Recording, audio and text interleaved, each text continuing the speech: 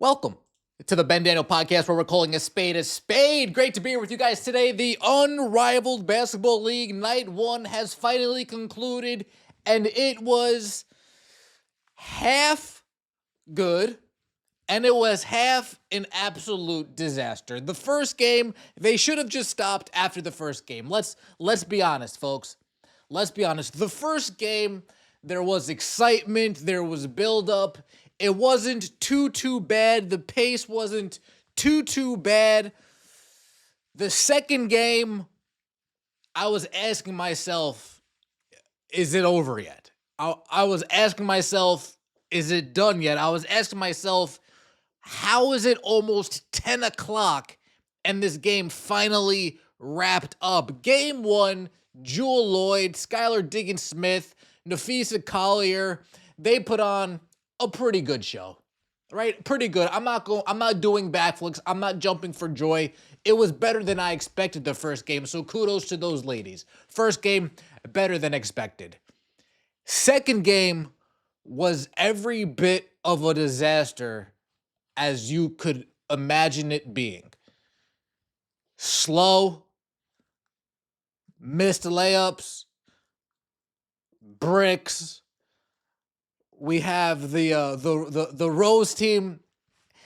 It seemed like they were just ignoring their coach. Let's keep it all the way a stack, shall we? Let's call a spade here. Their coach was listening, and we saw on the listen-ins them blatantly ignoring what the coach had to say. Yeah. All right, coach. So what'd you want to do? So how'd you want to attack it?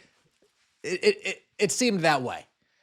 The second game was a drag. The first game, better than expected. My major takeaway, being honest, Kennedy Carter would have destroyed in this. Kelsey Mitchell would have destroyed in this. They need something that would make a casual stop and watch this.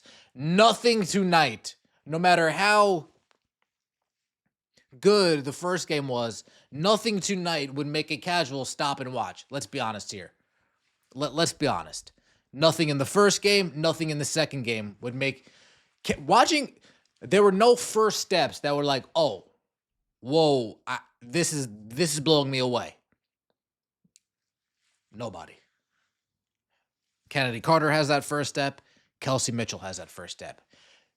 The camera angle was a little bit different in Unrivaled because it's a more condensed court, so it looks a little bit more zoomed in than it does on a traditional 5v5 court, so the players looked bigger than usual. That's why I bring up A'ja Wilson. She would have physically looked like Shaquille O'Neal on this court. She would have looked like Shaq 93-94 coming in Orlando Magic. That's what she would have looked like on the court. Because A'ja Wilson, shout out to Chicks, she's not built like a typical WNBA player. She's muscular in a good way. She's big and tall in a good way. Like, physically, she's put together like a top-notch athlete. And compared to a Breanna Stewart, compared to a Nafisa Collier, on the camera angle that we saw today, A'ja Wilson would have stopped casually and be like, damn, what the hell is this? She would have looked like that. Let's be honest here. Kennedy Carter, from a skill standpoint, I need to watch this, right? This is what I need to watch. Kelsey Mitchell, from a skill standpoint, this is what I need to watch. That's my main takeaway. If my main takeaway after watching the first night is about players not involved in this, I'm not sure if that's a good thing or a bad thing. I'm not sure if that's a good thing or a bad thing. If I'm watching it, I'm like, okay, this could be good and more enjoyable if we actually got the top players in here, if we actually got some of the more exciting players to watch in here, some of the more physically imposing players to watch in here. That's just me. That's just, strictly speaking, from my perspective. Nothing jumped off the screen today. Right? We had Skylar Diggins-Smith hit a game-winning shot. Cool. That's what we saw, was just good. I don't even like using the word good. Better than expected product, right? Better than what we expected. The first game, surpassed expectations in the second game, fell short, right? First game, we had Mist versus the Owls.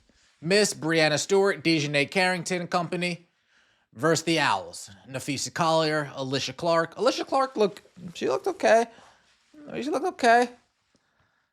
She looked okay. But again, we're talking about jumping off the screen.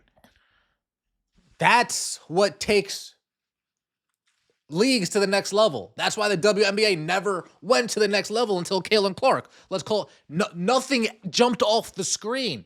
There were good players, there were great players in the niche, but nothing jumped off the screen. Jewel Lloyd, 34 points. Nothing jumped off the screen.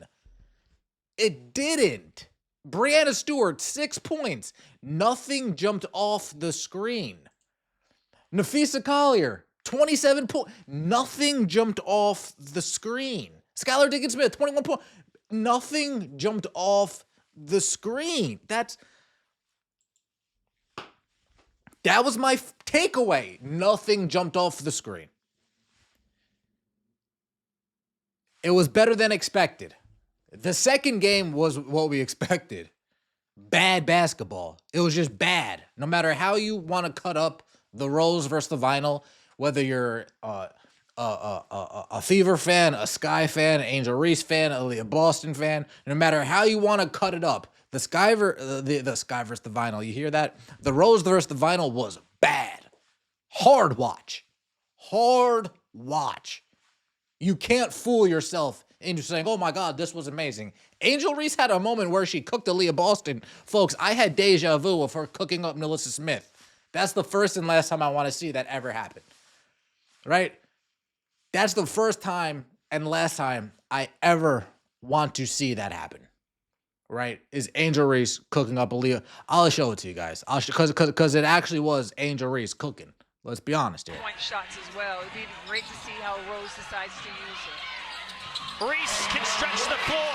And since that moment, Angel Reese did absolutely nothing, to be fair. Right? Since that moment, Angel Reese did absolutely nothing. Right? She had her patented double-double, 3 for 7. Nothing jumped off the screen. Lexi Hall. Where's Lexi Hall? I mean, why are you even... The Fever girls would have been better served staying home, right? The Fever girls would have been better served staying at home. Aaliyah Boston doesn't start. She's sitting on the bench while Dearica Hamby starting. Dearica Hamby and Angel Reese are having a... Whatever, man. It's crazy. But Ben, Ryan Howard, 33... Nothing jumped off the screen. Is it just me? Let me know what you think in the comment section below, folks. You guys heard me building up to Unrivaled. I was very optimistic, right? Very optimistic, open-minded.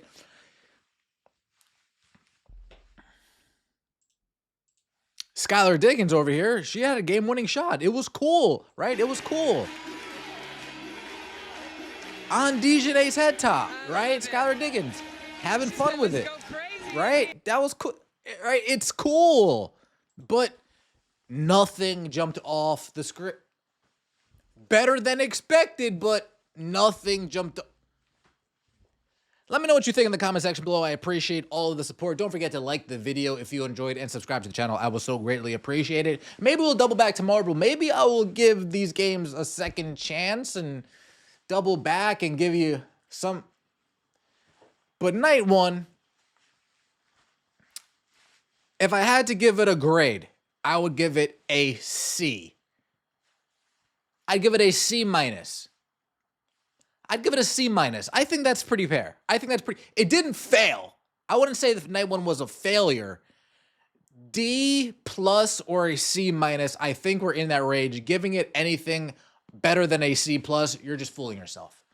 You're just fooling yourself. Night one, C minus, I think that's pretty good in the grand scheme of things. Fair? Appreciate all your guys' support. Hope you guys enjoy your weekend. Unrivaled again tomorrow, Saturday, 2 o'clock games. Afternoon games. They said these were going to be hour windows. They started at 7, and here I am, 10 o'clock. Appreciate all the support. Thank you guys so much for all the support. Seriously, appreciation is the only word strong enough to express how I feel. thank you as well. Enjoy the rest of your weekend. We'll see you later. As always, take it easy.